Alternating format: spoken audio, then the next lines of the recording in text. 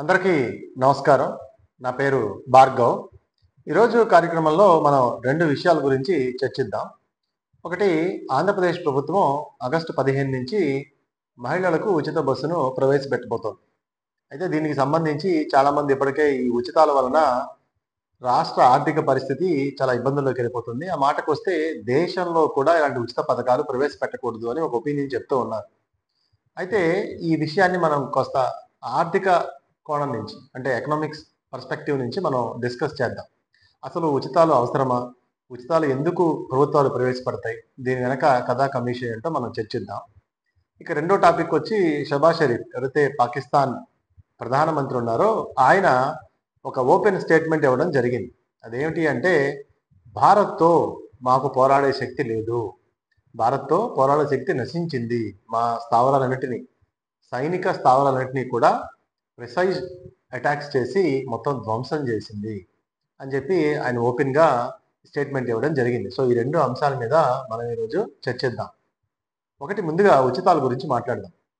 వాస్తవానికి ప్రభుత్వాలు ఎందుకు ఈ ఉచిత పథకాలని లేదా సోషల్ వెల్ఫేర్ స్కీమ్స్ని ప్రవేశపెడతాయో మనం ఆర్థిక దృష్టికోణం నుంచి మనం పరిశీలిద్దాం.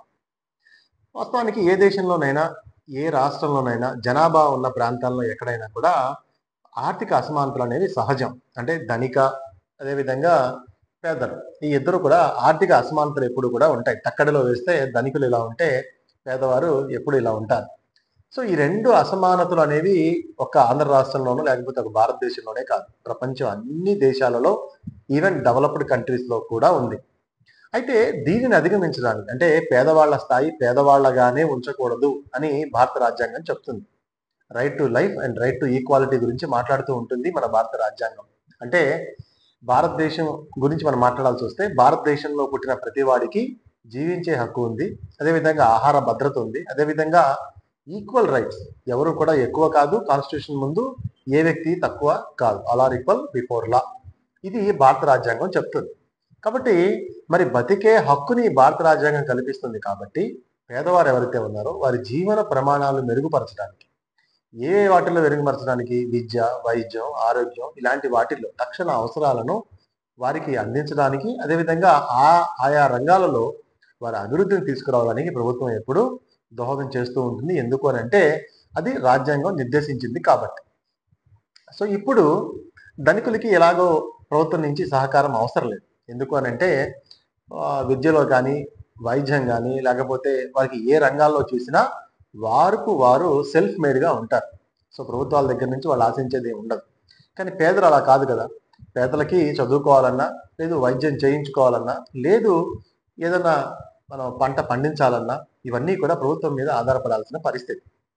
సరే, ఈ సమాజంలో ధనిక పేద వ్యత్యాసాలు ఇప్పటి నుంచి వచ్చినవి కాదు. మనందరికీ తెలుసు, మానవ సమాజ పరిణామ క్రమంలో ఎవరైతే ఉత్పాదక శక్తులు, భూమి, నేల, నీరు ఎవరి దగ్గర అయితే ఉన్నాయో వారందరూ కూడా డబ్బున్న వారిగా, ఎవరి దగ్గర అయితే భూమి, ఉత్పాదక శక్తులు అంటే పనిముట్లు, యంత్రాలు ఇవన్నీ ఎవరి దగ్గర లేవో వారందరూ కూలీలుగా మారిపోయిన పరిస్థితి. కాబట్టి ఎవరైతే ఈ కూలీలుగా మారి తరతరాలుగా ఈ పీడనని, పేదరికాన్ని ఎదుర్కొంటూ ఉన్నారో వారి కోసం ప్రభుత్వం ఏం చేస్తుంది అంటే కొన్ని సంక్షేమ పథకాలని ప్రవేశపెడుతుంది. ఎందుకు? మొట్టమొదటిది రైట్ టు ఈక్వాలిటీ, ప్రజల మధ్య ధనిక పేద తారతమ్యాన్ని నివారించేందుకు కృషి చేస్తుంది. అది భారత రాజ్యాంగ స్ఫూర్తి. సో ఇలా నివారించాలి అంటే ఏం చేయాలి అని అంటే, పేదలందరికీ సెల్ఫ్ మేడ్గా ఉన్నారు కాబట్టి పేదలు కట్టే ట్యాక్స్, పేదలు ఎవరైతే ధనికులు కట్టే ట్యాక్స్తో, ధనికులు ఆల్రెడీ సెల్ఫ్ మేడ్తో ఉన్నారు, సో ధనికులు కట్టే ట్యాక్సెస్ ఏవైతే ఉన్నాయో ఆ ట్యాక్సెస్ ద్వారా వచ్చిన ఆదాయాన్ని ప్రభుత్వం ఏం చేస్తుంది అంటే పేదలకు కొంత పంచి పెడుతూ ఉంటుంది. సో ఏ రంగాల్లో, విద్య, వైద్యం వాటిల్లో పంచి పెడుతూ ఉంటుంది. సో ఎందుకని? ఈక్వల్ బ్యాలెన్స్ కోసం. అలా లేదనుకోండి, ఏమైంది అంటే ఈ పేదలందరూ కూడా ధనికుల మీద తిరుగుబాటు చేస్తారు, సివిల్ అన్రెస్ట్ క్రియేట్ అవుతుంది. సో అందుకనే ధనికులు ట్యాక్స్ ఎందుకు కట్టాలి అని అంటే వారిని వారు రక్షించుకోవడం కోసం కట్టాలి. అలా కట్టకపోతే ఏమైందంటే ఈ పేదలందరూ ఈ ధనికుల మీద తిరుగుబాటు చేసి వారిని చంపి ఆహార పదార్థాలు లాక్కుంటారు, లేదా వారికి కావాల్సినవన్నీ దోచుకుంటారు. ఇదే కదా మనకి నైజీరియా, నమీబియా ఇవన్నీ మనం చూస్తూ ఉంటాం ఆఫ్రికా దేశాల్లో. సో దీనిని నివారించడానికి సంక్షేమ పథకాలు ప్రవేశపెడతారు. ఇది మోటో. రెండోది మార్కెట్ ఫెయిల్యూర్స్. అంటే మార్కెట్ ఫెయిల్యూర్స్ అంటే ఏంటి? మార్కెట్ ఫెయిల్యూర్స్ కరెక్షన్ అంటారు. అంటే విద్య, వైద్యం వీటిల్లో ఏవైతే లోపాలు ఉన్నాయో పేదలు వాటిని పూర్తి స్థాయిలో అధిగమించలేరో వాటికి ప్రభుత్వం సహాయం చేసి పేదలకి కావలసినటువంటి సహాయ సహకారాలు అందించి ఆయా రంగాల్లో ముందుండేటట్టు ప్రభుత్వం చేస్తూ ఉంటుంది. సో ఇది కాబట్టి ఏ రాష్ట్ర ప్రభుత్వం అయినా సరే ఆర్థిక దృష్టికోణం నుంచి మనం చూసినప్పుడు రెండు ఖర్చులు పెడుతుంది. ఒకటి రెవెన్యూ ఎక్స్పెండిచర్, ఒకటి క్యాపిటల్ ఎక్స్పెండిచర్. రెవెన్యూ ఎక్స్పెండిచర్ అంటే ఏంటంటే ప్రభుత్వ ఉద్యోగులకి ప్రభుత్వం ఖర్చు పెట్టే ఖర్చు, అంటే ప్రభుత్వ ఉద్యోగుల శాలరీస్ కానివ్వండి, లేకపోతే ఈ వెల్ఫేర్ స్కీమ్స్ కానీ, లేకపోతే ఇంకేమన్నా ఇనిషియేటివ్ తీసుకొని వారి పేదలకు ఉపయోగపడే ఖర్చుని రెవెన్యూ ఖర్చులో చూపిస్తారు. అంటే శాలరీస్ కానీ, ఉచితాలు కానీ, ఫ్రీ బస్సులు కానీ, రైతులకు ఇచ్చే రుణమాఫీలు కానీ అన్నీ కూడా రెవెన్యూ ఎక్స్పెండిచర్లో పెడతారు. అంటే క్యాపిటల్ ఎక్స్పెండిచర్ అంటే ఏంటంటే దీర్ఘకాలికంగా వంతెనలు కట్టడం, హాస్పిటల్స్ కట్టడం, ఫ్లైఓవర్స్ కట్టడం, లేకపోతే విమానాశ్రయాలు కట్టడం. ఎందుకని రెవెన్యూ ఎక్స్పెండిచర్ కనుక పెడితే దాని చుట్టూ ఇప్పుడు సపోజ్ ఫర్ ఎగ్జాంపుల్ ఒక పెద్ద హాస్పిటల్ కట్టారనుకోండి, దాని చుట్టూ భూముల రేట్లు పెరుగుతాయి, దాని చుట్టూ అభివృద్ధి వస్తుంది, దాని చుట్టూ హోటల్స్ వస్తాయి. ఇలా రెవెన్యూ ఎక్స్పెండిచర్ ఏ దేశంలో అయితే రెవెన్యూ ఎక్స్పెండిచర్ ఏ దేశం అయితే బాగా పెట్టగలదో ఆ దేశం బాగా అభివృద్ధి చెందుతుంది. రెవెన్యూ ఎక్స్పెండిచర్ బాగా ఉన్న దేశాలు ఆర్థికంగా బలహీనంగా ఉంటాయి. భారతదేశం ఇంకా రెవెన్యూ ఎక్స్పెండిచర్ ఎక్కువ పెట్టే దశలోనే ఉంది. ఆ దశ దాటి క్యాపిటల్ ఎక్స్పెండిచర్ పెట్టే స్థితికి మనం చేరుకోవాలి. సో కాబట్టి ఇది వాస్తవానికి అసలు యొక్క ఉచిత పథకాల యొక్క కథా కమిషన్. కాబట్టి ఇప్పుడు చెప్పండి ఫ్రెండ్స్, ఉచిత పథకాలు దీన్ని వ్యతిరేకించే వాళ్ళందరూ కూడా ఒక్కసారి ఆలోచన చేయాలి.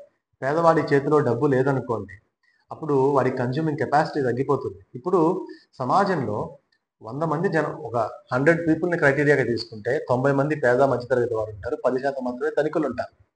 సో ఈ 90% మంది దగ్గర ఉండే ధనం 10% మంది ఉండే ధనం ఎక్కువ అని చూస్తే 90% మంది దగ్గర ధనం రొటేట్ అవుతూ ఉంటుంది, సర్క్యులేట్ అవుతూ ఉంటుంది.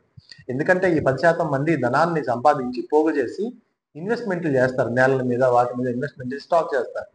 సో రొటేషన్ ఎక్కడ అవుతుందంటే ఈ 90% మంది దగ్గరే అవుతుంది. సో ఇప్పుడు గనక వీళ్ళకి ప్రభుత్వం గనక చేతికి డబ్బు అందించలేదు అనుకోండి, మరి మార్కెట్లోకి డబ్బు ఎలా వస్తుంది?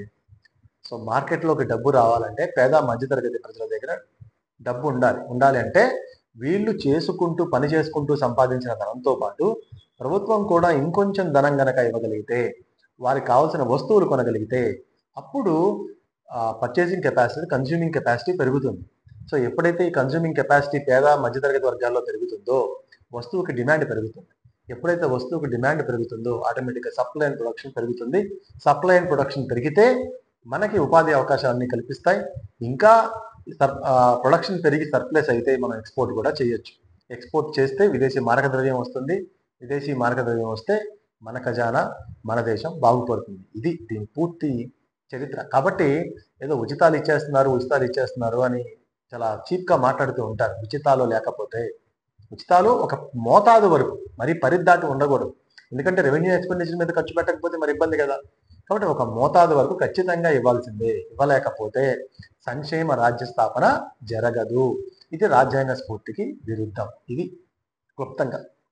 ఇక రెండోది ఏంటి అంటే, ఈ పాకిస్తాన్ ప్రధాని ఎవరైతే ఉన్నారో షహబాజ్ షరీఫ్ చాలా వేదనతో మాట్లాడుతూ ఉంటాడు. ఏం మాట్లాడుతున్నాడంటే, మాకు చెందిన 11 ఎయిర్ బేస్ని గుర్తించి మెజర్డ్ అటాక్స్ చేశారంటే ప్రిసైజ్గా ఏదైతే ఉగ్రవాద శిబిరాలని టార్గెట్ చేశారో 9 ఉగ్రవాద శిబిరాలని, అలాగే సైనిక స్థావరాలని కూడా దాడులు చేశారు. నూర్ఖాన్ ఎయిర్ బేస్ని కొట్టారు. ప్రధానంగా మనం పాకిస్తాన్ చూసుకుంటే ఇస్లామాబాద్ పొలిటికల్ క్యాపిటల్గా ఉంటుంది. సో అదేవిధంగా మనకి ఫైనాన్షియల్ క్యాపిటల్, మనకి ముంబై అలాగో వాళ్ళకి కరాచీ అట్లా. మరి మిలిటరీ ఆపరేషన్స్కి రావల్పిండి. సో ఈ మిలిటరీ ఆపరేషన్స్ మీద కూడా, సైనిక స్థావరాల మీద కూడా భారతీయులు విపరీతమైన దాడి చేశారు. ఆసిఫ్ మునీర్ ఏదైతే క్వార్టర్స్ ఉందో ఆయన ఇంటికి కేవలం 3 లేదా 4 కిలోమీటర్ల దూరం వరకు మన భారత మిసైల్స్ వెళ్ళినాయి. కాబట్టి ఇప్పుడు వాళ్ళు రాయల్పిండి నుంచి వాళ్ళు సైనిక బేస్ని, సైనిక హెడ్ క్వార్టర్స్ని ఇస్లామాబాద్కి మార్చాలనుకుంటూ ఉన్నారు. ఇస్లామాబాద్కి ఎందుకు మార్చాలనుకుంటున్నారంటే అక్కడ జనావాసం ఉంటుంది, ప్రజలు ఉంటారు. సో ప్రజల మీద అటాక్ చేయరు కాబట్టి మనం రక్షణ పొందొచ్చు అనే స్థితికి పాకిస్తాన్ ఈ రోజున వెళ్ళిపోయింది. అంటే మనకి నూర్ఖాన్ ఎయిర్ బేస్ కానీ, సర్గోదా కానీ, క్వెట్టా కానీ ఇలాంటి ముఖ్యమైన స్థావరాలన్నింటినీ కూడా భారత సైనిక దళాలు టార్గెట్ చేసినాయి. సో దీంతో పాకిస్తాన్కి ఇప్పుడు విపరీతమైన బాధ వచ్చింది. సో దీంతో అమెరికాతో మంత్రాలు చేయటం, టర్కీతో మంత్రాలు చేయటం, చైనాతో మంత్రాలు చేయటం, బంగ్లాదేశ్తో దీని గురించి చర్చించటం, వీళ్ళందరినీ కూడగట్టి భారతదేశం మీదకి యుద్ధాన్ని చేయించాలనే కుట్రతో ఉంది. సహజంగా పాకిస్తాన్ యుద్ధతంత్రం ఎలా ఉంటుంది అంటే 1000 cuts లీడ్స్ టు డెత్ అంటారు. అంటే మనం ఒక మనిషిని ఎదురేగి కొట్టడం, వాడిని చంపడం శక్తి సామర్థ్యాలు లేనప్పుడు ఏం చేస్తామంటే 1000 cuts పెట్టాలి. అంటే ఏంటి అని అంటే ఒక ఘాటు శరీరంలో పెట్టామనుకో 100 చోట్ల ఏమైంది, 100 చోట్ల బ్లీడింగ్ అయి చచ్చిపోతారు. సో ఎదురుగా డీకట్లను ఈ పనులు చేస్తూ ఉంటాడు దొడ్డిదారు. సో పాకిస్తాన్ కూడా ఇదే ఫార్ములా, 1000 cuts పెట్టాలి. ఏంటి, ఉగ్రవాద శిబిరాలను ఏర్పాటు చేయటం, ఉగ్రవాద శిబిరాల్లో వాళ్ళ ప్రజల మీదకి తోలటం, ఎక్కడెక్కడ బాంబులు పెట్టడం, అలజడి సృష్టించడం, ఆర్థిక వ్యవస్థను దెబ్బతీయడం, ఒక్కొక్క ఘాటు పెట్టి భారత్ని చంపాలి అని చెప్పి ప్లాన్ చేసుకుంది. కానీ ఇవేమి భారత్ ఎప్పుడైతే డిఫెన్స్ రంగానికి ప్రాధాన్యత ఇచ్చి సుమారు 50,000 ఇప్పుడైతే 50,000 కోట్ల రూపాయలు అదనపు బడ్జెట్ని ప్రవేశపెట్టింది. సుమారు 7 లక్షల కోట్ల బడ్జెట్ రక్షణ రంగానికి కేటాయింపులు చేస్తున్నారు. ఇది రాబోయే శీతాకాల సమావేశంలో పార్లమెంట్లో ప్రవేశపెడుతున్నారు. అంటే భారత రక్షణ రంగానికి ఎంత పటిష్టమైన బడ్జెట్ని ఇస్తున్నారో చూడండి. ఇప్పుడు బ్రహ్మోస్ మిజైల్స్ కానీ, లేకపోతే ఇవన్నీ కూడా మనకి రాఫెల్, ఫ్రాన్స్ నుంచి దిగుమతి చేసుకున్న రాఫెల్స్ కానీ, సుకోయ్, రష్యా నుంచి సుకోయ్ కానీ, లోకల్గా ఉన్న బ్రహ్మోస్, వీటినన్నింటినీ కూడా S-400s ఇవన్నీ కూడా భారత టెక్నాలజీతో ఇంకా వీటిని తయారు చేయటం, ఇండజీనియస్గా దీన్ని డెవలప్ చేయాలని చెప్పి చూస్తూ ఉన్నారు. కాబట్టి పాకిస్తాన్ ఇప్పటికే బెలూచిస్తాన్, పఖ్తూనిస్తాన్ ఇలాంటి అంతర్గత ఘర్షణలతో పాకిస్తాన్ ఇబ్బంది పడుతూ ఉంది. సో ఏది ఏమైనప్పటికీ కూడా భారతదేశం చాలా శక్తివంతమైన దేశము.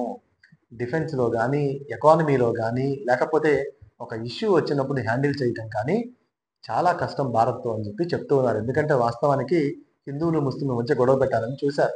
ఎందుకంటే ముస్లిం టెర్రరిస్టులు హిందువులు చంపినప్పుడు భారతదేశంలో పెద్ద ఎత్తున గొడవలు చెలరేగుతాయి, హిందూ ముస్లింల మధ్య గొడవలు వస్తాయి అనుకున్నారు. వాస్తవానికి అది జరగలేదు. ఎందుకంటే ఇక్కడ భారతీయ ముస్లింలు అందరూ కూడా రాజ్యాంగానికి కట్టుబడి ఉన్నారు. కానీ పాకిస్తాన్ ముస్లిమ్స్ అందరూ కూడా వాళ్ళు మతపరమైన రాజ్యానికి కట్టుబడి ఉన్నారు. ఇది ప్రధానమైన తేడా. భారతీయ ముస్లింలకి మతం ఒకటైనా భారతీయ ముస్లింలకి పాకిస్తాన్ ముస్లింలకి తేడా ఏంటి అంటే ఈ ఇద్దరు వేరు వేరు, వీరి మైండ్ సెట్ వేరు, వీరి ఆలోచన విధానం వేరు. కానీ ఆసిఫ్ మునీర్ ఏమన్నాడంటే హిందువులు ముస్లింలు వేరు, ఈవెన్ భారతదేశంలో ఉన్న ముస్లింలు హిందువులు కూడా వేరు అన్నట్టు మాట్లాడాడు. 2 నేషన్ థియరీ అని చెప్పాడు. కానీ ఆ 2 నేషన్ థియరీ ఇక్కడ సపోర్ట్ కాలేదు భారతదేశం. ఎందుకంటే రాజ్యాంగం మనిషిని మతం కంటే రాజ్యాంగం గొప్పది అని చెబుతూ ఉంటుంది. సో అందువల్ల ఇక్కడ ప్రజలందరూ కూడా రాజ్యాంగానికి కట్టుబడి ఉన్నారు మతం కంటే. కాబట్టి ఏదైనా సమస్య వచ్చినప్పుడు అందరూ ఒకటైపోతున్నారు. సో వీళ్ళు ఇతర దేశం మీద దాడి చేస్తున్నారు, వాళ్ళకి బాగా అర్థమైంది. ఏది ఏమైనప్పటికీ కూడా ఇది పాకిస్తాన్కి తెలిసి వచ్చిన అంశం. ఇది ఈరోజు టాపిక్. మరొక మంచి టాపిక్తో మళ్ళీ కలుసుకుందాం. అంతవరకు సెలవు, నమస్కారం.